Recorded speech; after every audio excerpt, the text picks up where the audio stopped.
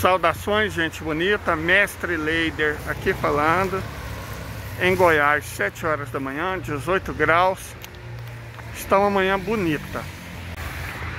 Sendo sincero com vocês, o que não está bonito é a situação na Europa. Vamos falar sobre isso. Nosso canal tem bastante inscritos, um bom número. Não é um canal pequenininho, pouco mais de 3 mil, mas o que nos falta muito em quantidade, nos sobra ainda mais em qualidade. Temos todo tipo de pessoas, da classe operária orgânica,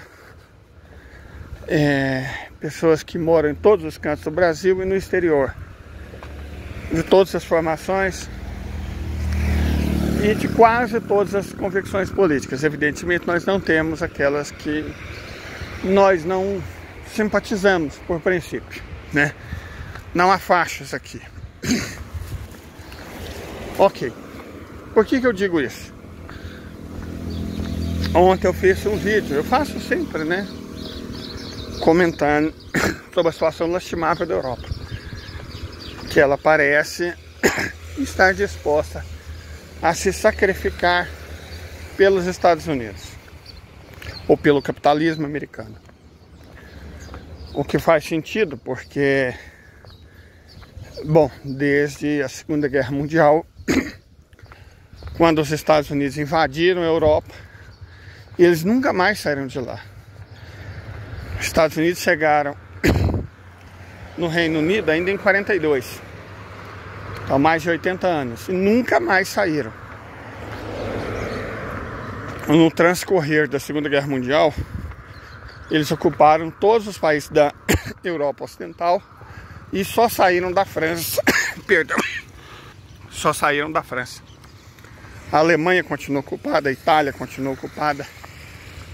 Até países que não estavam ocupados, como Espanha, estão ocupados. Islândia, por força dos Estados Unidos.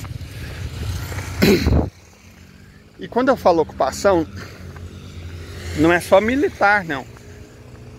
No caso de Bélgica, Holanda, Alemanha, Itália, Kosovo, a ocupação é claramente militar. Mas mesmo nesses casos, a ocupação ideológica foi muito forte ao longo de todas essas décadas, né? Veja bem, há uma série de pesquisas de opinião que deixam claro que no imediato pós-guerra, a maioria dos europeus acreditava aos soviéticos a libertação da Europa. O que foi um fato, porque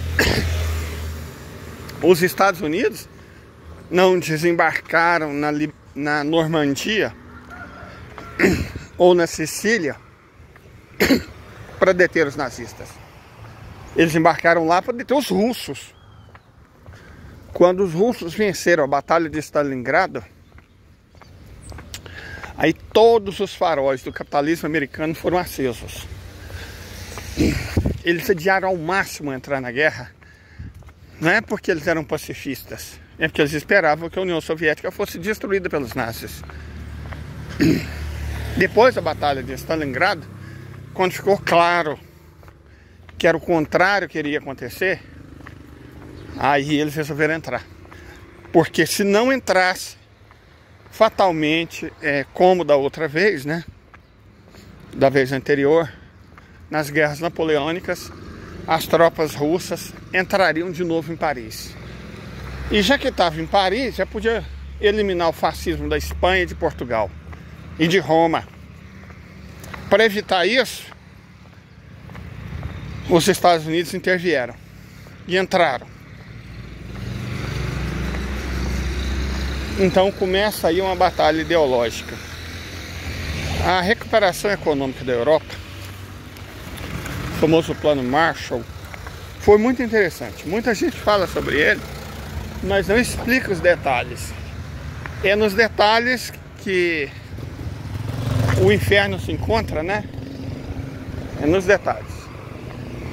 Plano Marshall pegou basicamente o ouro francês que estava depositado nos Estados Unidos, transformou em moeda sonante e emprestou esse dinheiro aos bancos americanos. Reparem bem, os bancos americanos emprestaram para bancos europeus. Não foi um programa do governo.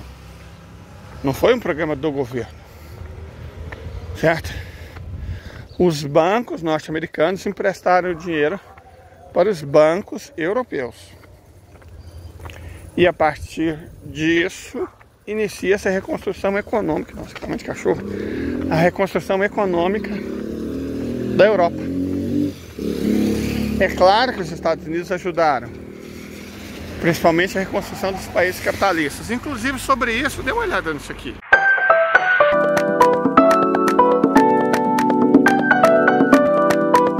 Bom, de toda forma, à medida que os Estados Unidos foram, que os bancos americanos foram emprestando dinheiro, contrapartidas sutis foram sendo exigidas. E os Estados Unidos trataram de fazer políticas de controle de natalidade, colocar os valores democráticos, interferir em processos internos que estavam acontecendo. Por exemplo, a Itália chegou muito perto de uma revolução socialista, mas o ostensivo apoio americano impediu. A Grécia estava numa, mas ela foi substituída por uma ditadura com apoio dos Estados Unidos. Mesmo mais recentemente, a Revolução dos Cravos não foi bem uma revolução, porque quando a ditadura apoiada pelos Estados Unidos perdeu, para impedir uma verdadeira revolução, os Estados Unidos mandaram porta-aviões para frente de Lisboa para impedir uma revolução. Então os Estados Unidos garantiram que a Europa fosse e continuasse capitalista. Num primeiro momento, os europeus até conseguiram reagir. E de maneira inteligente, Bélgica, Holanda e Luxemburgo, ainda durante a Segunda Guerra Mundial, eles perceberam que a Europa deveria ser reconstruída.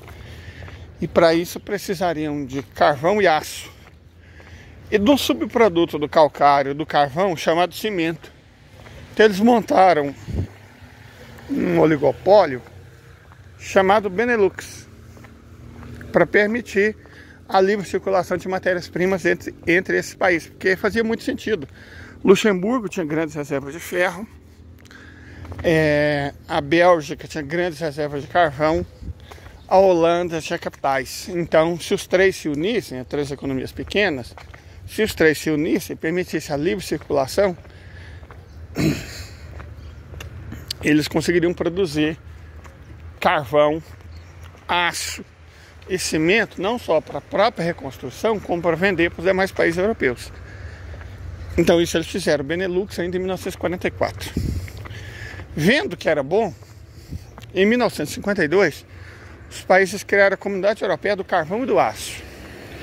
Acrescentou-se a esses três países originais do Benelux. Gente, é por isso que a sede da União Europeia é em Bruxelas, que o parlamento é em Luxemburgo e que, vamos dizer, o judiciário é em Haia, porque foram esses os três países originais que acabaram fundando aquilo que no futuro viria se tornar a União Europeia.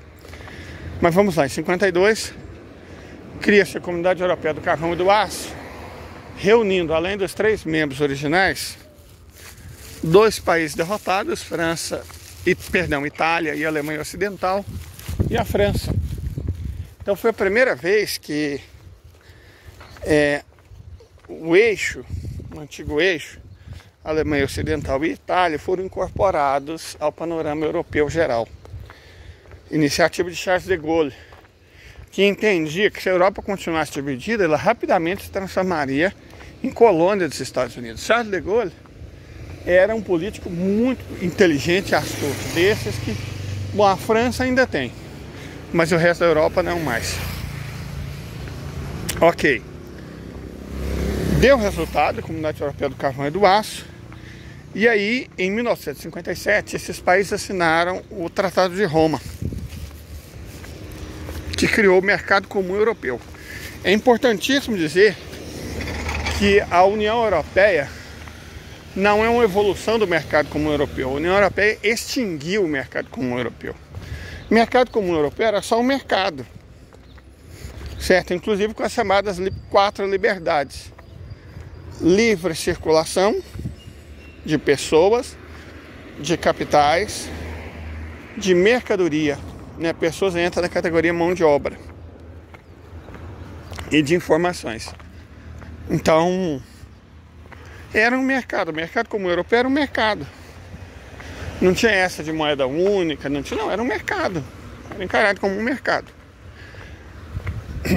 O tempo passa e, bom, por que não incorporar o Reino Unido? Charles de Gaulle, astuto e inteligente, entendia que o Reino Unido era um prócer dos Estados Unidos da América e que não queria fazer parte da Europa, não fazia parte da Europa, e se entrar seria para boicotar ou subordinar o Mercado Comum Europeu aos interesses americanos.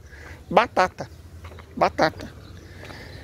Foi preciso Charles de Gaulle morrer para que em 1973, veja só a coincidência, no mesmo ano do primeiro choque do petróleo ou da guerra do Yom Kippur, que o Reino Unido e também a Dinamarca e a Irlanda fossem incorporados ao Mercado Comum Europeu. Como disse Charles de Gaulle, só por cima do cadáver dele, então isso foi exatamente o que aconteceu.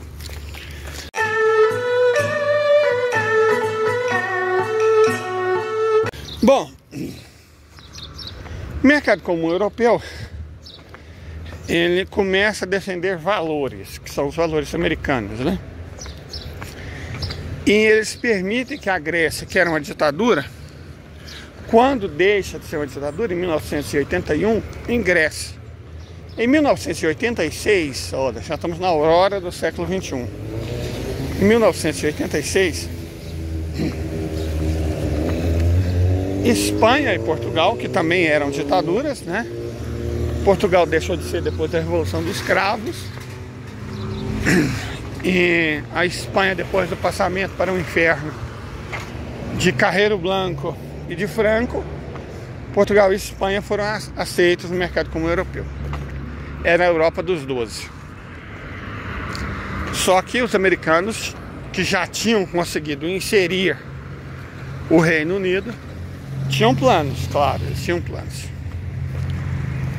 E o Muro de Berlim cai em 1989 e aí eles começam a conspirar ativamente. Em 1992, na cidade de Maastricht, é assinado o tratado do mesmo nome. Esse tratado não foi um adendo ao Mercado Comum Europeu, ele extingue o Mercado Comum Europeu e o substitui pela União Europeia. Essa União Europeia era para ser muito mais que um mercado. Aí você pensa, nossa, Estados Unidos da Europa, sei lá, uma outra potência rival. Gente, tudo que a União Europeia nunca foi rival dos Estados Unidos. Certo? As antigas liberdades foram substituídas pelas 3 políticas comuns. Política comum monetária, que essa era o objetivo real e deu certo, porque lembra das 3 capitais? Judiciária, legislativa e executiva? Então, todas foram subordinadas à capital financeira. Frankfurt, na Alemanha, lá ficava a sede do Banco Central Europeu. Queria emitir o euro e a política econômica comum dos países da União Europeia. Eles distribuiriam o dinheiro. Então, quem mandava deixava de ser Bruxelas e passava a ser Frankfurt, os banqueiros. Correto? As outras 2 políticas, a política externa comum teve um sucesso parcial, porque essa política externa comum era fácil, subordinar os interesses dos Estados Unidos. e uma que fracassou miseravelmente. A política de defesa comum. Esperava-se criar forças armadas europeias, mas ao invés disso, elas nunca foram criadas e a OTAN começou a se expandir. A OTAN foi criada para proteger a Europa da União Soviética. A União Soviética acaba em 1991 e os Estados Unidos, evidentemente, quando a OTAN acaba, o Pacto de Varsóvia acaba também. Pela lógica, a OTAN havia perdido a razão de ser e deveria acabar e ser substituída pelas Forças Armadas Comuns da União Europeia. Não foi o que aconteceu. A OTAN inicia uma expansão na direção do leste e do sul. Curiosamente, a União Europeia também. Em 1995, ingressaram a Áustria, Suécia e Finlândia, países que eram neutros na ocasião da Guerra Fria. Então eles foram desneutralificados e entraram. A Europa dos 12 havia se tornado a Europa dos 15. Em 2002, 7 anos depois disso, aí houve um avanço extraordinário da União Europeia na direção do leste, países da ex-União Soviética, Letônia, Estônia e Lituânia, países do antigo bloco soviético, né? Fizeram parte do Comecon, no caso a Polônia, a República Tcheca, a Eslováquia e a Hungria, países que haviam feito parte da União da Iugoslávia, a Eslovênia e nações do Mediterrâneo, Chipre e Malta. Então a Europa, no caso, já contava com 22 membros. Uma expansão forte para o leste e para o sul. Mas mais forte ainda foi a expansão da OTAN, ou seja, do interesse militar americano, que chegou em países nos quais a União Europeia jamais chegaria. Certo? Foi avançando. Incorporou... Deixa eu só terminar, porque em 2007, Bulgária e Romênia ingressaram na União Europeia. E por volta de 2009 a Croácia também ingressou. Aí parou. Mas a OTAN não.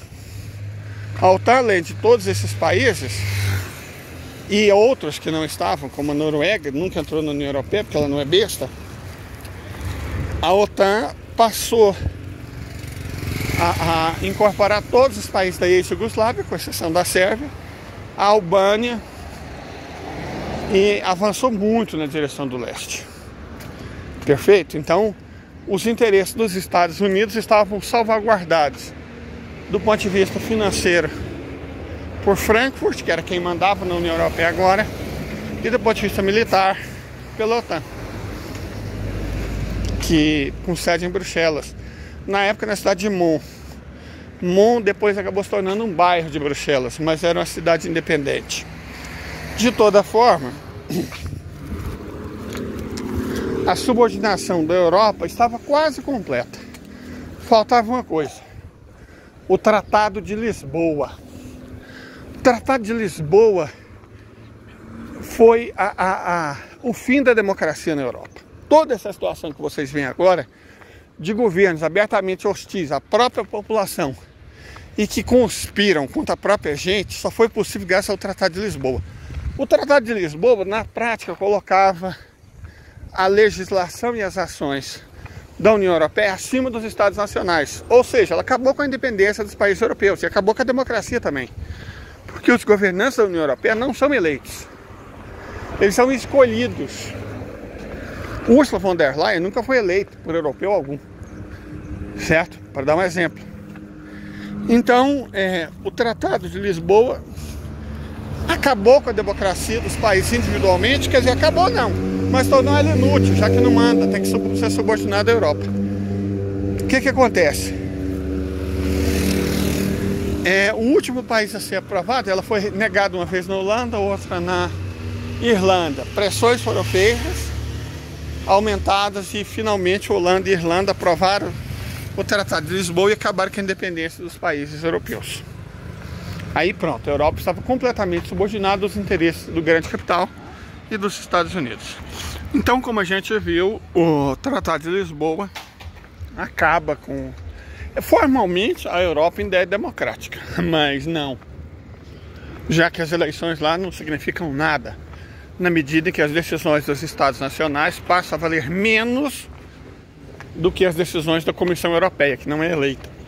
Então, um bando de burocratas manda na União Europeia. É por isso que aberrações em termos de inteligência e moral, como a Ursula von der Leyen, se tornaram comandantes da Europa, né? Porque ela não é eleita. E outra coisa, o Banco Central Europeu, não sei se vocês sabem, ele não pode ser investigado. Nenhum dos membros pode ser investigado.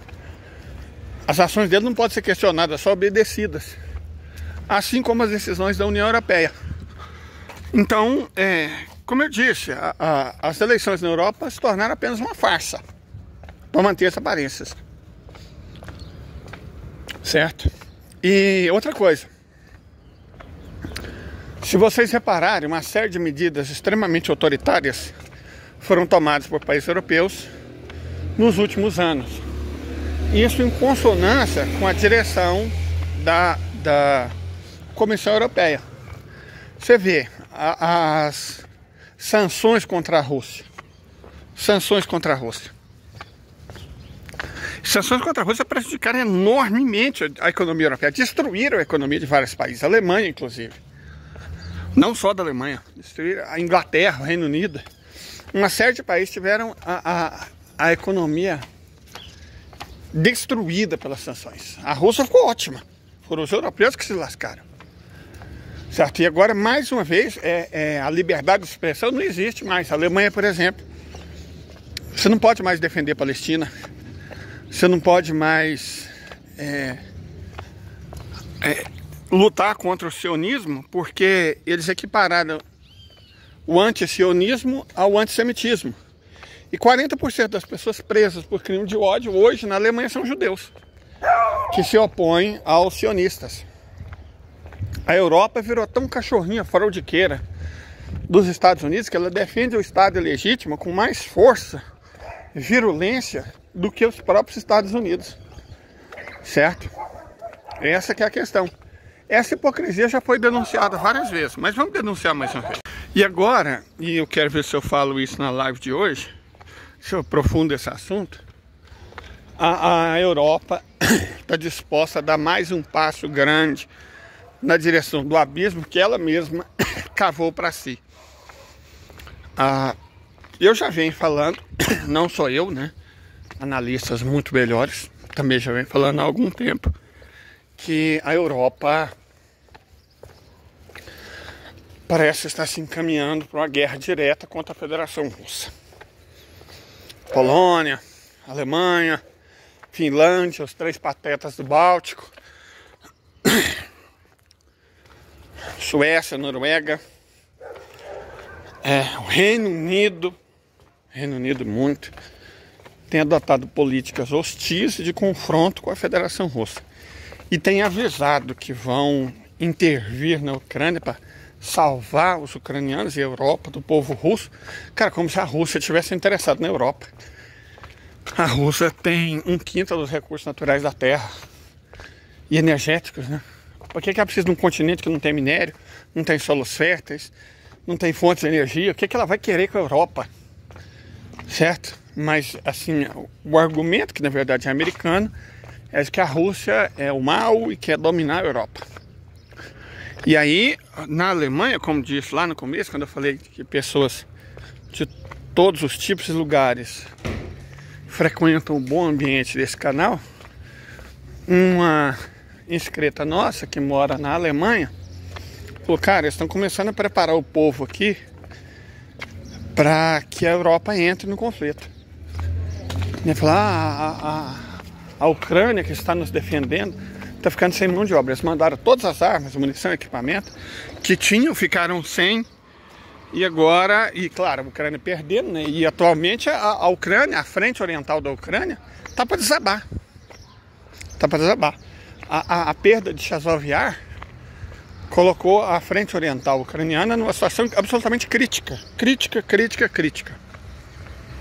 Então, os governos europeus já começam a preparar os cidadãos para enviar soldados para a Ucrânia. E a federação deixou claríssimo que isso significa declarar guerra. E os europeus ou não estão acreditando que a federação falou sério, ou acham que aguentam.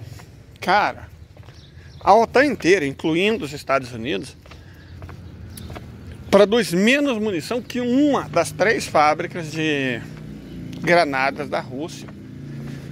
Eles não têm fonte de energia, não tem combustíveis, não tem matéria-prima. Como é que eles vão aguentar? Não tem exército.